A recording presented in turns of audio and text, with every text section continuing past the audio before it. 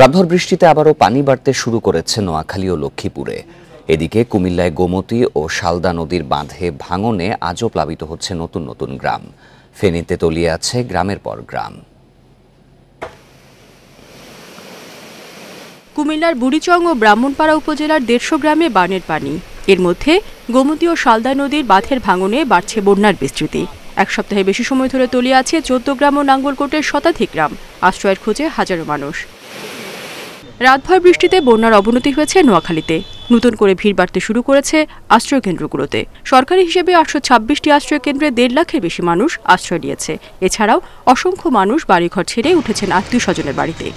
প্রথম আমাদের খাবারের একটু সমস্যা ছিল, এখন আমরা শুকনো খাবার পর্যাপ্ত পাচ্ছি। বিভিন্ন সংস্থা আসছে, প্রাইভেটলি, ব্যক্তিগতভাবে, ঢাকা ইউনিভার্সিটি থেকে আসছে। প্রথম দিকে আমাদের সমস্যা ছিল, আমরা পানি ছিল, নৌকা ছিল না। এখন আমরা নৌকা সংগ্রহ করতে পেরেছি। আমাদের চাঁদপুর থেকে, কুমিল্লা থেকে বেশ কিছু নৌকা এসেছে। এখন আমাদের এই কাজটা একটু সহজ হচ্ছে। লক্ষ্মীপুরেও রাতভর বৃষ্টিতে শনিবারের তুলনায় 2 থেকে 3 ফুট পর্যন্ত পানি বেড়েছে লোকালয়ে। পানিবন্দী প্রায় 7.5 লাখ মানুষ। এছাড়া শুক্রবার বিকেল থেকে অনেক এলাকা বিদ্যুৎ বিচ্ছিন্ন হওয়ায় ভোগান্তি বেড়েছে। ফেনীতে তলিয়ে আছে গ্রামের পর গ্রাম। অনেক এলাকা এখনও যোগাযোগ বিচ্ছিন্ন। এক একটা ওয়ার্ডে মনে করেন আপনার 3-4 ফুট পানি আজকে রাত্রে অতিরিক্ত জমে গেছে। অনেক বাড়ি পানিতে ভাসি গেছে এবং কি চলাচল করতে অনেক অসুবিধা হইতেছে। এদিকে লক্ষ্মীপুর, নোয়াখালী থেকে বন্যার পানি ঢুকতে শুরু করেছে চাঁদপুরের শাহরাস্তি ও হাজীগঞ্জ উপজেলার দক্ষিণ অংশে। এর মধ্যে পানিবন্দী হয়ে পড়েছে 50,000। এছাড়া ফরিদগঞ্জ উপজেলায় সেচ প্রকল্পের বেড়িবাঁধ উপচে 6 দিন ধরে জলাবদ্ধতায় নাকাল অর্ধলক্ষাধিক মানুষ। এখানে 24 থেকে 25 পরিবার আমরা এখানে আসছি। আমাদের পরিবারে 5 জন আছে, ওদের আমরা কোনো দিকে যাইতে পারি না, আমাদের রান্না খানা সব বন্ধ। মৌলভীবাজারের রাজনগর উপজেলায় কাওয়াদিঘি হাওড় অঞ্চলে বন্যা পরিস্থিতির অবনতি হয়েছে। করাইয়া হাওড় অঞ্চলেও শত শত ঘরবাড়ি তলিয়েছে। পরিস্থিতি বিবেচনায় আশ্রয় কেন্দ্রের সংখ্যা বাড়ানো হয়েছে। রেশমি নন্দী, ইন্ডিপেন্ডেন্ট নিউজ। বন্যা পরিস্থিতির আরও খবর জানাতে কুমিল্লা ও নোয়াখালী থেকে এবার যোগ দেবেন সহকর্মীরা। শুরুতে যাব কুমিল্লায়, সেখানে রয়েছেন সহকর্মী তানভীর খন্দকার। তানভীর, গোমতী ও শালদা নদীর বাঁধে ভাঙন যে হয়েছে তাতে নতুন কতটি জায়গা প্লাবিত হয়েছে? যারা বন্যা দুর্গত রয়েছেন তাদের অবস্থা কেমন? গোমতী নদী এবং শালদা নদীর মাঝামাঝি বুড়িচং এবং ব্রাহ্মণপাড়ার 180টির মতো গ্রাম রয়েছে। সবগুলো গ্রামে কিন্তু এখন প্লাবিত। সবচেয়ে বেশি বাজে অবস্থা হচ্ছে কুমিল্লার বুড়িচং উপজেলার গোমতী তীরবর্তী যে 6টি ইউনিয়ন আছে, সেই ইউনিয়নের গ্রামগুলো। আমি যদি একটু দেখানোর চেষ্টা করি যে এখন এই এলাকার চিত্রটি হচ্ছে এরকম যে নদীর পানির যে স্রোত লোকালয়ে ঢুকছে, সে কারণে কিন্তু আশেপাশের যত স্থাপনা আছে প্রায় 6 থেকে 7 ফুটের মতো এখানে ডুবে আছে। আর এই জায়গাগুলোতে পানি বন্দী হয়ে কিন্তু আমরা জেনেছি শুধুমাত্র বুড়িচং উপজেলাতে এখনো অন্তত 70 থেকে 80,000 মানুষ এখনো পানিবন্দী অবস্থায় আছে, যারা নিরাপদ আশ্রয়ে যাওয়ার জন্য প্রতিনিয়ত কিন্তু নৌকার জন্য তারা আবেদন করছেন এবং তাদেরকে যেন দ্রুত সময়ের মধ্যে সেই সব জায়গা থেকে বের করে আনা হয়, সেই আবেদনটি কিন্তু তারা করছেন।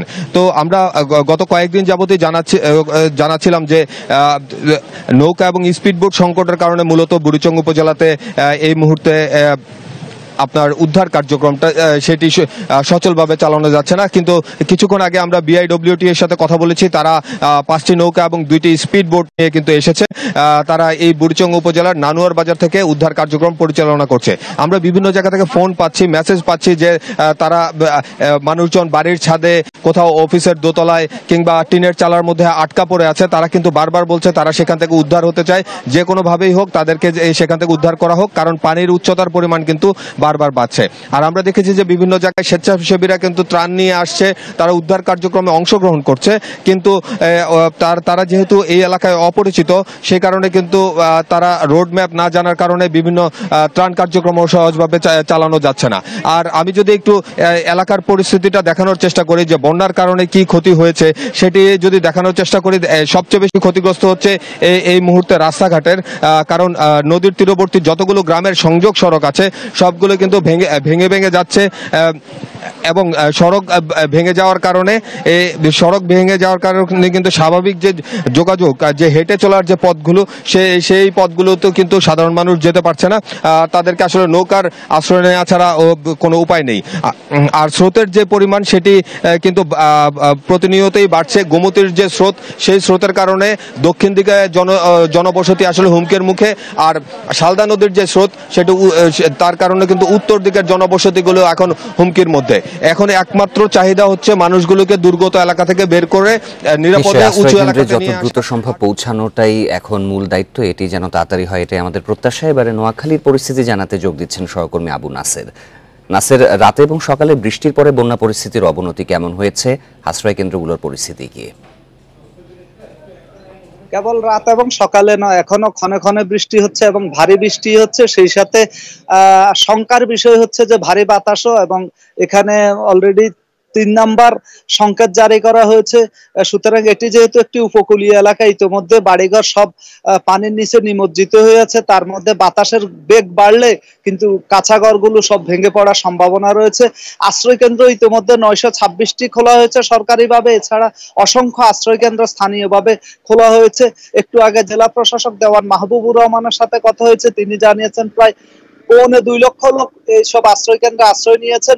আমি যদি আমার পেছনে একটু দেখাই, এসব আশ্রয় কেন্দ্র বিভিন্ন জায়গা থেকে ত্রাণ সামগ্রী পৌঁছে দেওয়া হচ্ছে সরকারের পাশাপাশি বেসরকারি বিভিন্ন প্রতিষ্ঠান। এখানে যুব রেস্কিউ সেন্টার স্বেচ্ছাসেবকরা তাদের মতো করে বিভিন্ন এলাকাতে ত্রাণ সামগ্রী পৌঁছে দিচ্ছেন। যুব রেস্কিউ সেন্টার স্বেচ্ছাসেবকরা একটি বিশেষ ব্যবস্থাপনায় ড্রাম দিয়ে তারা নৌকার মতো তৈরি করেছে। এটি একেবারে দুর্গম এলাকাতে, বিশেষ করে যেখানে অনেক পানি রয়েছে সেখানেও তারা নিয়ে যাচ্ছে, এবং লাইফ জ্যাকেটও তাদের সাথে রয়েছে।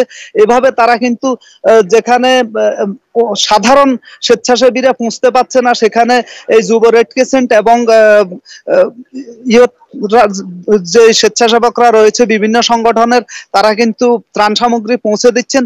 এই মুহূর্তে বড় চ্যালেঞ্জ হচ্ছে যে ঘূর্ণিঝড় আশ্রয় কেন্দ্র তো ওই অর্থে মূল জায়গাতে, মানে শহর থেকে শুরু করে বেগমগঞ্জ সহ বিভিন্ন উপজেলায় নেই, অথচ অস্থায়ী যে আশ্রয় কেন্দ্রগুলো করা হয়েছে বিভিন্ন শিক্ষা প্রতিষ্ঠানকে, এসব আশ্রয় কেন্দ্রগুলোকে একের পর এক মানুষের ভিড় বাড়ছে, এবং এতই ভিড় বাড়ছে যে সেখানে গাদাগাদি করে লোকজনকে থাকতে হচ্ছে, বেঞ্চে থাকতে হচ্ছে, কখনো কখনো তা অনেককে দাঁড়িয়েই সারা রাত পার করতে হচ্ছে। এই যে দেখা যাচ্ছে পানির টিউবওয়েল থেকে শুরু করে সবকিছু একেবারে তলিয়ে গেছে। এই টিউবওয়েলটি তাও কিছুটা দেখা যাচ্ছে, অসংখ্য টিউবওয়েল রয়েছে, এইগুলোর অস্তিত্বই দেখা যাচ্ছে না। ফলে এক ধরনের বিভীষিকাময় অবস্থা বিরাজ করছে। যতই দিন যাচ্ছে ততই পরিস্থিতির অবনতি হচ্ছে। কাল পানি উন্নয়ন বোর্ড থেকে 3 ইঞ্চি পানি কমেছে দাবি করা হলো, আজকে অন্তত 7 হতে 8 ইঞ্চি পানি বেড়ে গেছে, এবং মানুষের মধ্যে চরম উদ্বেগ উৎকণ্ঠা কাজ করছে। একটু আগে সমাজ কল্যাণ মন্ত্রণালয়ের উপদেষ্টা শারমিন এস মুর্শিদ এখানে এসে বন্যা পরিস্থিতি পর্যবেক্ষণ করেছেন এবং ত্রাণ কার্যক্রম সম্পর্কে তিনি দিক নির্দেশনা দিয়ে গেছেন। তিনি বলেছেন যে সমন্বিতভাবে দ্রুত বাস্তবায়ন করা হয়, এটাই সকলের প্রত্যাশা। বন্যা পরিস্থিতির খবর নোয়াখালী থেকে জানাচ্ছিলেন সহকর্মী। লক্ষ্মীপুর নোয়াখালী থেকে বন্যার পানি ঢুকতে শুরু করেছে চাঁদপুরের শাহরাস্তি ও হাজীগঞ্জ উপজেলার দক্ষিণ অংশে। এর মধ্যে পানিবন্দী হয়ে পড়েছে 50,000 মানুষ। এ নিয়ে জানাবেন সহকর্মী মনিরুজ্জামান বাবলু। এবং লক্ষ্মীপুর থেকে বন্যার পানি প্রবেশ করতে শুরু করেছে বলে জানিয়েছেন হাজীগঞ্জ ও শাহরাস্তি উপজেলা প্রশাসন। শাহরাস্তি উপজেলা নির্বাহী কর্মকর্তা ইয়াসির আরাফাত তিনি জানিয়েছেন যে গত 2 দিন ধরে সেখানে পানি কিছুটা বৃদ্ধি পাচ্ছে, এবং এই পানিগুলো নোয়াখালী এবং লক্ষ্মীপুর এলাকা থেকে আসছেন বলে তিনি জানিয়েছেন। এবং তিনি তার সামাজিক যোগাযোগ মাধ্যমে বন্যার্থদের কবলিত মানুষের পাশে দাঁড়ানোর জন্য বিভিন্ন সামাজিক সংগঠনকে আহ্বান জানিয়েছেন। চাঁদপুর জেলা ত্রাণ ও দুর্যোগ বিভাগ থেকে আমাদেরকে জানিয়েছেন যে এই পর্যন্ত 84 মেট্রিক টন চাউল বরাদ্দ বিতরণ করা হয়েছে।